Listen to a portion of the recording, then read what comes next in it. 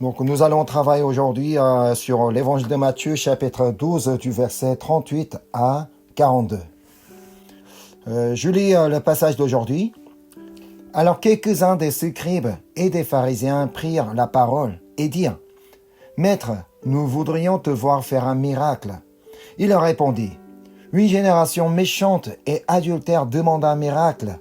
Il ne lui sera donné d'autre miracle que celui du prophète Jonas. Car de même que Jonas fut 3 jours et 3 nuits dans le ventre d'un grand poisson, de même, le Fils de l'homme sera 3 jours et 3 nuits dans le sein de la terre. Les hommes de Ninive se lèveront au jour du jugement avec ces générations et la condamneront, parce qu'ils se repentirent à la prédication de Jonas. Et voici, il y a ici plus que Jonas. La reine du Midi se lèvera au jour du jugement avec cette génération et la condamnera, parce qu'elle vint des extrémités de la terre pour entendre la sagesse de Salomon. Et voici, il y a ici plus que Salomon. Amen. Le premier verset du passage d'aujourd'hui nous fait poser cette question. Pourquoi je crois en Jésus? C'est une question que nous devrions nous poser à nous-mêmes quand même. Pourquoi je crois en Jésus aujourd'hui? Regardons à nouveau ce que demandaient les scribes et les pharisiens à Jésus. « Maître, nous voudrions te voir faire un miracle. » Ça veut dire, tout ce qui leur intéressait était de voir des miracles. C'est vrai, parmi beaucoup de personnes qui suivaient Jésus, ils le suivaient pour voir comment Jésus réalise des miracles, comment Jésus opère des miracles. C'est ce qui leur intéressait, c'est ce qui les intéressait. Faire multiplier 5 pains et 2 poissons, guérir les malades, tout ça. C'est ce qui les intéressait. Et moi, alors aujourd'hui, est-ce que je n'attends pas la même chose à Dieu? Oui, il est tout à fait capable de faire un miracle. Il peut faire un miracle même dans ma vie, pour ma famille, pour ma société. Il peut tout faire. Mais même s'il ne le fait pas, même s'il ne fait pas de miracle, le fait qu'il soit Dieu ne change pas. Même s'il ne répond pas à ma prière, il est toujours Dieu. Même s'il ne me guérit pas, il est toujours Dieu. Alors la question qu'on peut se poser à soi-même, est-ce que je suis prêt à croire en Jésus, même s'il ne me répond pas, même s'il ne fait pas de miracle dans ma vie, même s'il ne me guérit pas, tout en restant malade, tout en ayant des problèmes dans la vie, est-ce que je suis prêt toujours à croire en Jésus? Il est vraiment important pour nous de savoir que Dieu a toujours raison. Autrement, il est très important pour nous de reconnaître que Dieu a toujours raison. Quand Dieu ne répond pas à nos prières, c'est toujours parce qu'il a une raison. Quand Dieu ne fait pas de miracles, c'est parce qu'il a une raison. Alors que qu'on a crié Dieu, on a invoqué Dieu, on a fait vraiment beaucoup de choses pour que Dieu réponde à nos prières. Mais si Dieu ne nous répond pas, il a une raison. Ce n'est pas pour son raison qu'il ne fait rien du tout. Même si nous avons du mal à comprendre Dieu, il faut savoir que ses pensées sont toujours au-dessus de nos pensées. C'est ce que dit Ésaïe chapitre 55, versets 8 et 9. Car mes pensées ne sont pas vos pensées. Ça veut dire, ne cherchez pas à comparer mes pensées avec vos pensées. Et vos voix ne sont pas mes voix, dit l'Éternel. Ne cherchez pas à comprendre la voie que je vous conduis. C'est ça. Autant les cieux sont élevés au-dessus de la terre, autant mes voix sont élevées au-dessus de vos voix, et mes pensées au-dessus de vos pensées. Quoi qu'il en soit, nous ne sommes pas appelés à comprendre Dieu, mais à croire en lui. Je pense l'avoir répété plusieurs fois. Nous ne sommes pas appelés à comprendre Dieu, mais à croire en lui. Car nous ne pouvons pas comprendre Dieu. Il ne faut pas imaginer de pouvoir comprendre Dieu. Non, si nous pensons pouvoir comprendre Dieu, nous faisons une grave erreur. Ainsi, nous finirons par mal comprendre Dieu. Ce que disaient les scribes et les pharisiens, c'est que si tu nous fais voir réaliser un miracle, nous allons croire en toi. Sinon, nous n'allons pas croire en toi. C'est ça. Si tu nous fais voir un miracle, voilà, donc on saura que tu es Messie, on va croire en toi. Mais si ce n'est pas le cas, on va pas croire en toi. C'est la raison pour laquelle Jésus a répondu d'un ton sévère. Revenons au passage d'aujourd'hui. Matthieu chapitre 12, verset 38. Il leur répondit, « Une génération méchante et adultère demande un miracle.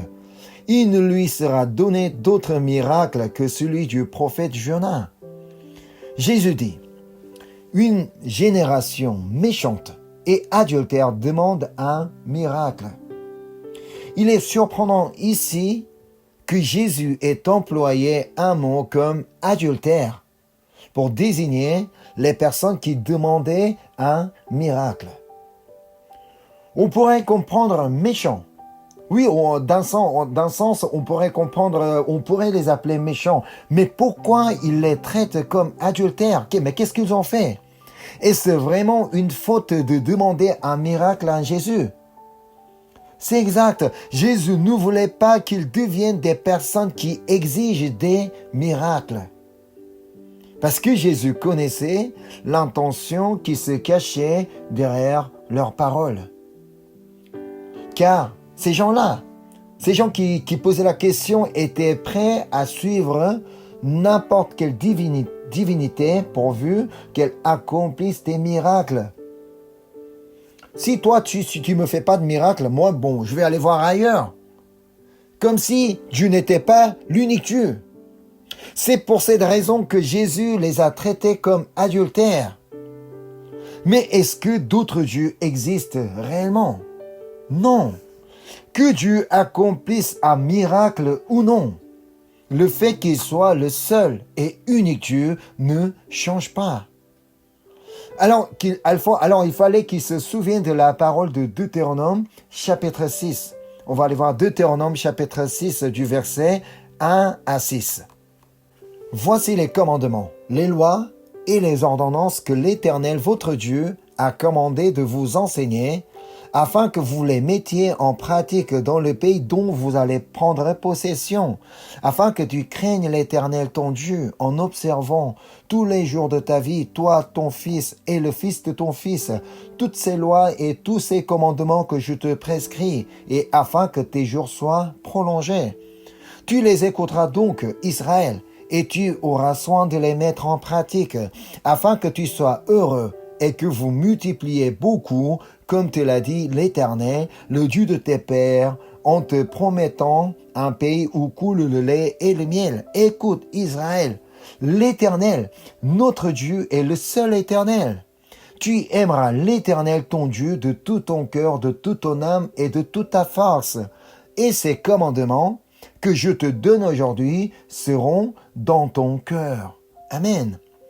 Étant donné que l'Éternel, notre Dieu, est le seul Éternel, nous qui croyons en Dieu sommes tous appelés à aimer Dieu de tout notre cœur, de toute notre âme et de toute notre force, même s'il ne fait pas de miracle dans notre vie. On ne l'aime pas parce qu'il nous a fait quelque chose. Non, peu importe ce qu'il fait dans notre vie. Nous sommes appelés à l'aimer de tout notre cœur, de toute notre âme et de toute notre force, parce qu'il est le seul et l'unique Dieu. Quel est donc le premier des 10 commandements? C'est ce qu'on va aller voir dans Exode, chapitre 20, verset 3. Tu n'auras pas d'autre Dieu devant ma face. C'est ça, le premier commandement des 10 commandements. Je ne veux pas qu'il y ait quelque autre chose entre lui et nous. Il n'y aura pas d'autre Dieu devant ma face, entre la face de Dieu et ma face. Entre ces deux faces, il ne faut pas qu'il y ait quelque chose. Mais Dieu savait que nous serions tentés de nous fabriquer des idoles qui répondent à nos désirs, qui puissent faire des miracles. On voudrait avoir un Dieu qui répond à toutes mes demandes, qui fasse des miracles à tout moment que je lui demande. C'est pourquoi il nous a donné le deuxième commandement qui interdit de faire des idoles. On va maintenant aller voir Deutéronome chapitre 20, versets 4 à 6. Tu ne te feras point d'image taillée, ni de représentation quelconque des choses qui sont en haut dans les cieux, qui sont en bas sur la terre, et qui sont dans les eaux plus bas que la terre. Tu ne te prosterneras point devant elles, et tu ne les serviras point, car moi, l'Éternel ton Dieu, je suis un Dieu jaloux, qui punit l'iniquité des pères sur les enfants jusqu'à la 3e et la 4e génération de ceux qui me haïssent, et qui fait miséricorde jusqu'en mi-génération à ceux qui m'aiment et qui gardent mes commandements. Dieu est là pour faire miséricorde jusqu'en mi-génération à ceux qui l'aiment et qui gardent ses commandements. Alors nous avons une bonne raison de l'aimer et une bonne raison de garder ses commandements. Nous n'avons pas forcément besoin de voir des miracles pour croire en lui, car Dieu a suffisamment réalisé des miracles pour nous. C'est ce que Jésus a voulu faire comprendre aux scribes et aux pharisiens qui lui demandaient de voir faire un miracle. Retournons au passage d'aujourd'hui, dans Matthieu chapitre 12, verset 38. Il leur répondit, « Une génération méchante et adultère demande un miracle. Il ne lui sera donné d'autre miracle que celui du prophète Jonas. » Jésus dit, « Si vous demandez un miracle, il ne vous sera donné d'autre miracle que celui du prophète Jonas. » Ensuite, il leur rappelle quel a été le miracle qui est arrivé à Jonas. C'est le verset 40. « Car de même que Jonas fut 3 jours et 3 nuits dans le ventre d'un grand poisson, de même le Fils de l'homme sera 3 jours et 3 nuits dans le sein de la terre. » Que s'est-il passé à Jonas pour qu'il soit 3 jours et 3 nuits dans le ventre d'un grand poisson? Allons voir ensemble ce qui lui est arrivé dans le livre de Jonas. Dans le livre de Jonas, chapitre 1, versets 1 à 3.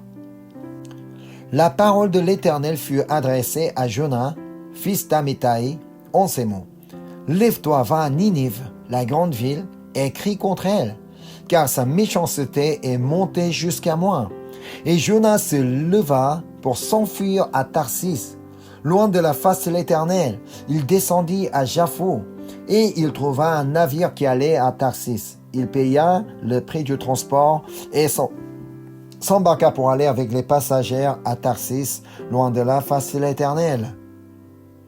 Dieu avait ordonné à Jonas d'aller à Ninive pour y proclamer la repentance. Mais que fait-il par la suite? Il se lève pour s'enfuir à Tarsis, parce qu'il voulait être loin de la face de l'Éternel. Il ne voulait pas obéir à Dieu, qui lui a dit d'aller crier contre Ninive.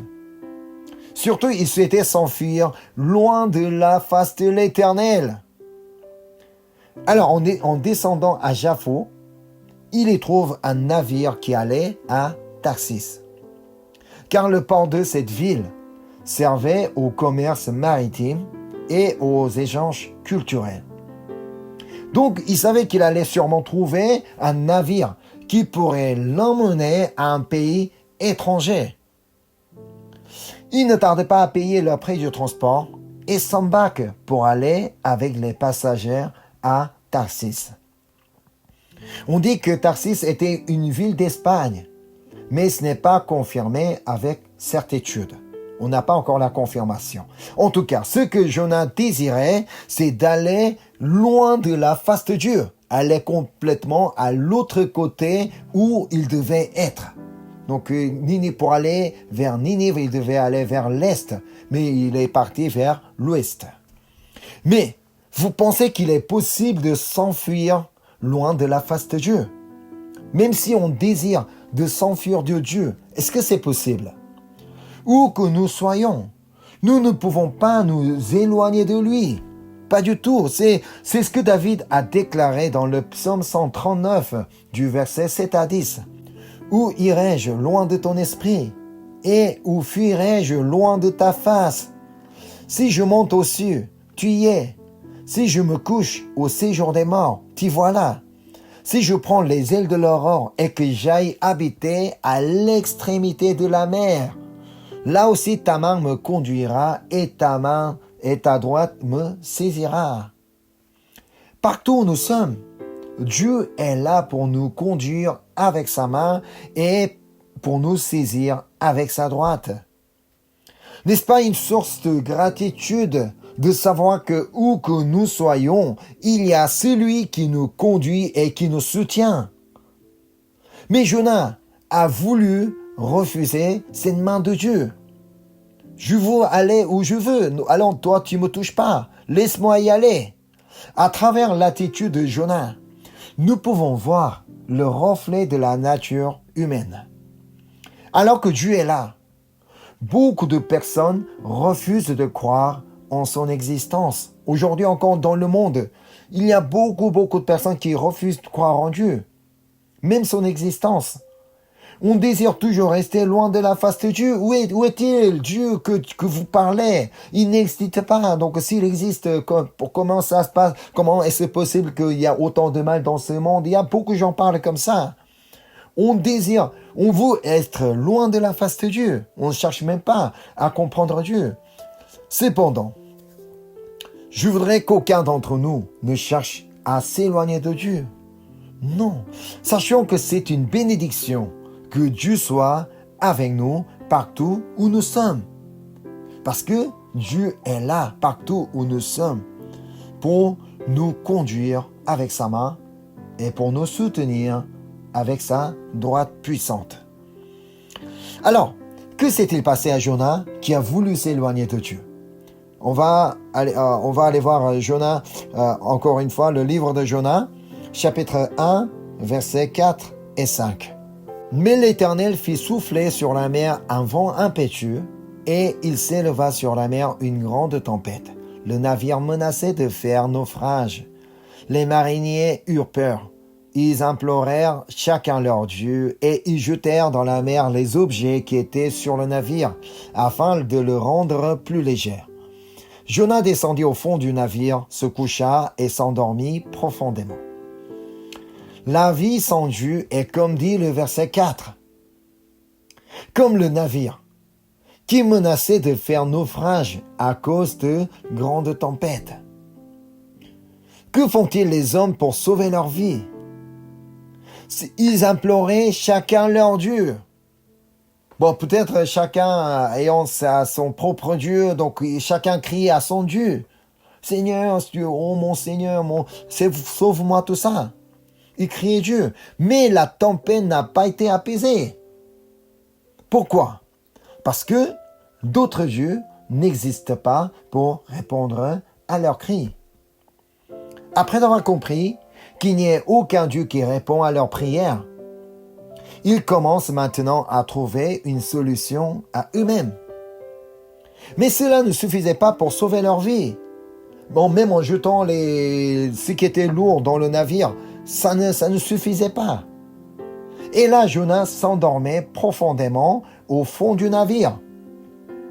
Alors que le navire était bazar, tout le monde était là en train de crier tout ça. Donc, mon Dieu, Seigneur, tu es où là? Et qu'il y a des gens, il y a des personnes donc, qui jettent des choses donc, dans la mer. Mais Jonas, il s'endormait profondément au fond du navire. Ce comportement de Jonas ne vous rappelle-t-il pas quelqu'un? Une personne qu'on a vue, qu'on peut voir dans les évangiles. C'est Jésus qui dormait paisiblement sur le bateau, au milieu de la tempête, comme si de rien n'était. Jonas a désobéi à Dieu, mais en même temps, il savait tout de même que Dieu ne le laisserait pas périr ainsi. C'est là toute la différence entre ceux qui croient en Dieu et ceux qui n'y croient pas. Ceux qui croient, Jonas savait que c'est lui qui a Donc ceux qui ne croient pas en Dieu trembleront de peur au milieu de la tempête, tandis que ceux qui croient en Dieu s'accrocheront à lui. Parce qu'ils savent que Dieu existe. Parce qu'ils sont sûrs et certains que Dieu existe. Et que Dieu est là, Dieu est toujours là pour venir à notre secours. C'est pour ça que donc on peut faire confiance en Dieu. Alors donc on va pas trembler comme les non-croyants. On va pas trembler comme les gens qui croient en d'autres dieux qui n'existent pas. On ne doit pas être comme ces gens-là, parce qu'on est différents. Parce qu'on croit en un Dieu qui existe réellement, qui travaille, qui agit dans notre vie.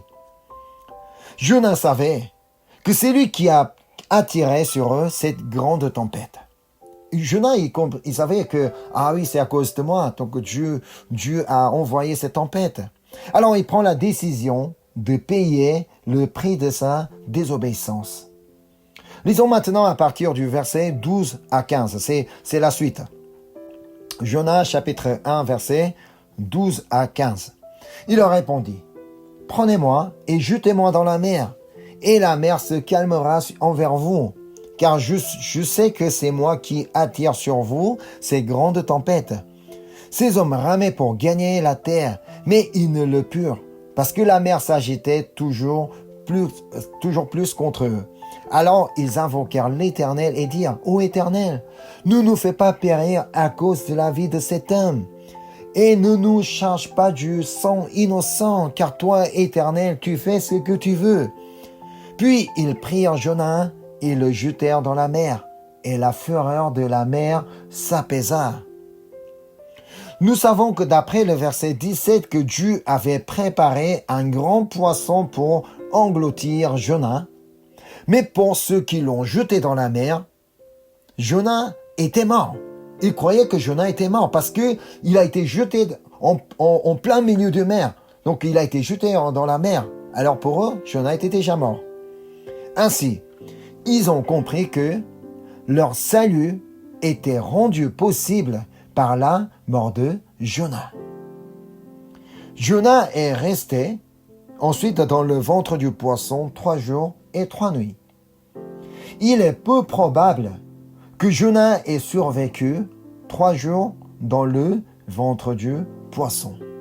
Même si c'était un grand poisson. Imaginez-vous que vous vous trouvez dans le ventre d'un poisson.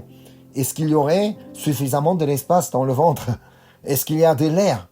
Est-ce qu'il y a quelque chose à manger? Est-ce qu'on peut y respirer? Il est donc plus juste de considérer qu'il est mort, puis revenu à la vie. Ainsi, le fait que Jonas soit sorti vivant du ventre du poisson était un miracle. Cette histoire de Jonas nous renvoie directement à la mort et à la résurrection de Jésus. Ainsi, le fait que Jésus ait vaincu la mort et soit ressuscité n'est-il pas aussi un miracle? Tout comme les hommes sur le navire ont pu être sauvés grâce à la mort de Jonas, tous les hommes peuvent être sauvés grâce à la mort de Jésus. Le plus important, c'est qu'il est ressuscité au 3e jour, exactement comme il a dit. Alors, ce miracle nous suffit. On n'a pas besoin de voir d'autres miracles pour croire en Dieu. Le fait que Jésus est ressuscité nous suffit. Parce que c'est le plus grand miracle que nous pouvons connaître dans notre vie. Oui, c'est vrai qu'au moment où Jésus parlait de ça, personne ne pouvait le comprendre. Car Jésus n'était pas encore mort. Il ne savait pas de quoi il s'agissait. Cependant, il est certain que les gens ont compris ces paroles lorsque Jésus est ressuscité. Y a-t-il un miracle plus grand que le fait qu'un mort revienne à la vie? Non. En plus, Jésus est revenu à la vie comme il a déclaré. C'est ça un miracle. Mais le plus grand miracle encore, c'est que nous croyons au fait que Jésus est ressuscité. C'est que nous croyons aujourd'hui au fait que Jésus est ressuscité. Nous n'avons pas vu le tombeau vide. On n'a pas cette preuve. On n'a pas été sur le lieu comme les femmes ont vu, comme Pierre et Jean ont vu sur place. On n'a pas vu le tombeau vide. Ni Jésus revenu à la vie avec ses mains et ses pieds cloués, avec des trous, avec la trace de sang. Nous, on n'a pas vu ça. Mais nous croyons aujourd'hui qu'il est ressuscité. C'est ça, un miracle. Le fait de croire que Jésus est ressuscité, c'est un miracle. Mais les scribes et les pharisiens ne croyaient pas en Jésus. On va donc aller voir ce que Jésus leur a dit par la suite. On va aller voir, on va retourner au passage d'aujourd'hui, Matthieu chapitre 12, verset 41. Je lis. Les hommes de Ninive se lèveront au jour du jugement avec cette génération et la condamneront parce qu'ils se repentirent à la prédication de Jonas. Et voici, il y a ici plus que Jonas. La différence entre les hommes de Ninive et les scribes et pharisiens, c'est que les hommes de Ninive se sont repentis à la prédication de Jonas, mais pas les scribes et les pharisiens, alors qu'ils ont entendu la prédication de Jésus. Lorsque Jonas a crié dans la ville comme quoi Ninive sera détruite dans 40 jours, quelle a été leur réaction? C'est ce qu'on va aller voir encore dans le livre de Jonas. On va retourner dans le livre de Jonas, chapitre 3, versets 5 et 6. Les gens de Ninive crurent à Dieu. Ils publièrent un jeûne et se revêtirent de sacs, depuis les plus grands jusqu'aux plus petits. La chose parvint au roi de Ninive. Il se leva de son trône, ôta son manteau, se couvrit d'un sac et s'assit sur la cendre. Aussitôt le roi proclame un jeûne pour tout le peuple et même pour le bétail. C'est ce qu'on peut lire au verset suivant, du verset 7 au 9. Et il fit faire dans Ninive cette publication par ordre du roi et de ses grands, que les hommes et les bêtes, les bœufs et les brebis ne goûtent de rien, ne pèsent point et ne boivent point d'eau, que les hommes et les bêtes soient couverts de sacs, qu'ils crient à Dieu avec force, et qu'ils reviennent tous de leur mauvaise voie et des actes de violence dont leurs mains sont coupables. Qui sait si Dieu ne reviendra pas et ne se repentira pas, et s'il ne renoncera pas à son ardente colère, en sorte que nous ne périssions point. Le roi et les habitants de Ninive n'ont pas attendu jusqu'à ce que la ville soit détruite pour se repentir. Ça veut dire ils ont entendu le message d'avertissement et se sont immédiatement engagés dans la repentance. En fait, cet avertissement de Jonas n'était pas vraiment visible, alors que Jonas était là pour crier à loi, donc sous 40 jours, dans 40 jours. Donc votre vie sera détruite. Mais c'était pas visible. Donc ils pouvaient dire, mais il y a rien qui se passe aujourd'hui. Alors, mais on n'a pas besoin de nous repentir. Non, ils n'ont pas dit ça. Dès qu'ils ont entendu cet avertissement, ils se sont mis à se repentir. Même si c'est quelque chose qui allait arriver dans 40 jours, peu importe. Pour eux, donc après avoir entendu le message de Jonas, ils se sont mis à se repentir. En voyant cela, Dieu renonce au projet de détruire cette ville. C'est ce qu'on peut lire au verset suivant, au verset 10. Dieu vit qu'ils agissaient ainsi et qu'ils revenaient de leur mauvaise voie. Alors Dieu se repentit du mal qu'il avait résolu de leur faire et il ne le fit pas. C'est pour cela Jésus a dit aux scribes et aux pharisiens qui demandaient un miracle. Les hommes de Ninive se lèveront au jour du jugement avec cette génération et la condamneront parce qu'ils se repentirent à la prédication de Jonas. Tandis que Jésus, le Fils de Dieu, le Messie, était là pour prêcher le royaume de Dieu et la repentance. Mais ces gens-là ne se sont pas repentis. Ils ont entendu le message de Jésus en direct. Ils étaient là sur place. Mais ils ne se sont pas repentis. Cependant, nous Nous nous sommes repentis et croyons en Jésus sans même l'avoir vu. C'est pourquoi Jésus a dit dans l'évangile de Jean, « Heureux ceux qui n'ont pas vu et qui ont cru. » Allons voir ce passage. L'évangile de Jean, chapitre 20, verset 29. « Parce que tu m'as vu, tu as cru.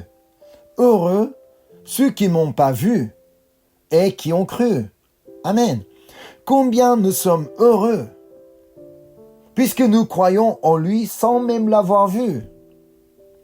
C'est ça un vrai miracle que nous avons connu dans notre vie. Alors, il ne faut pas s'attendre à d'autres miracles. On n'a pas besoin d'autres miracles.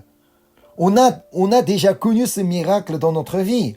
Parce que moi, je crois en Jésus, alors que je ne l'ai jamais vu en réalité.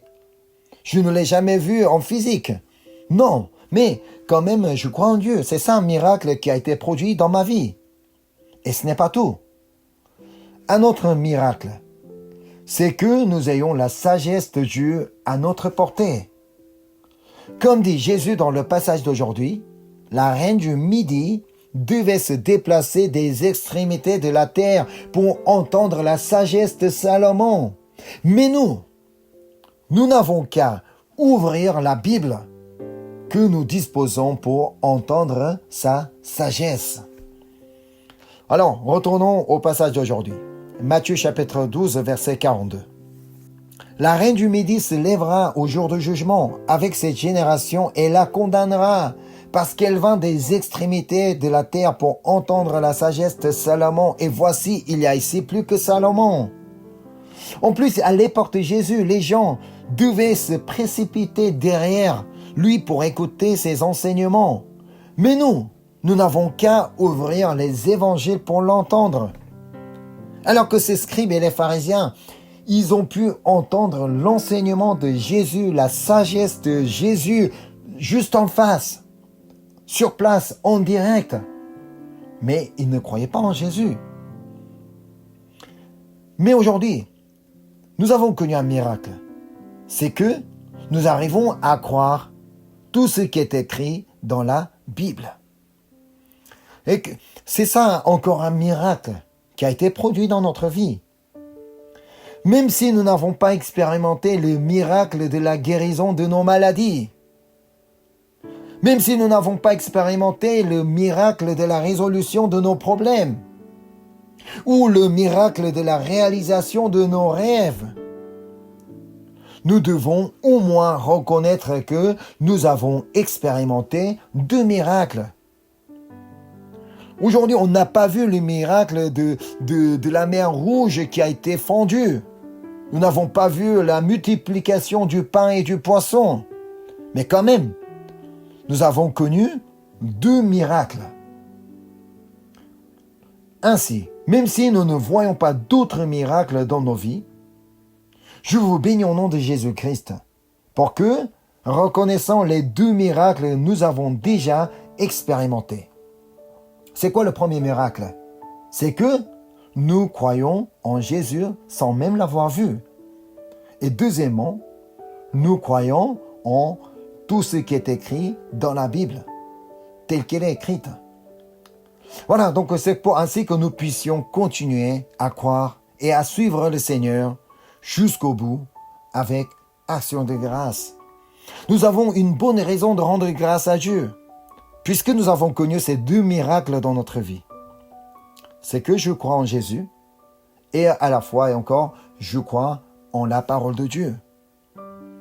Même si je n'ai pas vu Jésus mort sur la croix, même si je n'ai pas vu Jésus ressuscité, même si je n'ai pas vu comment ces auteurs ont été inspirés par Dieu pour écrire tout ça, mais j'arrive à croire en Jésus et que j'arrive à croire tout ce qui est écrit dans la Bible. Ce sont les miracles que j'ai connus dans ma vie. Alors on n'a pas besoin d'autres miracles pour pouvoir continuellement croire en Jésus et pour pouvoir continuellement suivre Jésus. Alors nous avons connu déjà ces miracles. Alors continuons à croire en Jésus et suivons son chemin jusqu'au bout de notre chemin. Amen. Je vais prier. Seigneur, merci. Merci pour ta grâce et merci pour ton amour. Surtout pour les miracles que tu as opéré dans nos vies, Seigneur. Seigneur, tu as réalisé un miracle. Comme quoi, maintenant, nous croyons en toi, Seigneur. Alors que personne d'entre nous t'a vu crucifié. Personne d'entre nous t'a vu ressuscité. Mais nous croyons que tu es mort pour nous. Mais nous croyons que tu es ressuscité pour nous. Voilà un grand miracle qui a été opéré dans notre vie.